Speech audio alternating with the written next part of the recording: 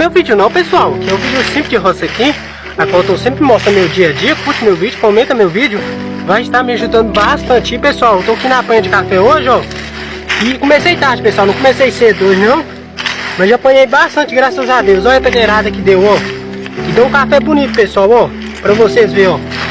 Tirar essas folhas aqui, o que eu mais não gosto é tirar folha, pessoal, eu não gosto não, gosto de apanhar, mas tirar folha de café assim é ruim demais, eu não gosto não. E galerinha, pensa no café que tá bom de apanhar, galerinha. O café aqui tá bom, mas bom mesmo de apanhar. Não é igual no Espírito Santo não, o café lá é mais duro de apanhar no pé, né? Aqui o café aqui é mais macio, pessoal. Até de mão a gente apanha, mas só que eu tô usando a luva, pessoal. Pus a luva aqui na beirada aqui, ó. Pus a luva aqui. Aí, galerinha, pensa no café que tá rendendo, viu? E olha os cafés como tá bonito, pessoal, ó. Tá desse caroço, ó.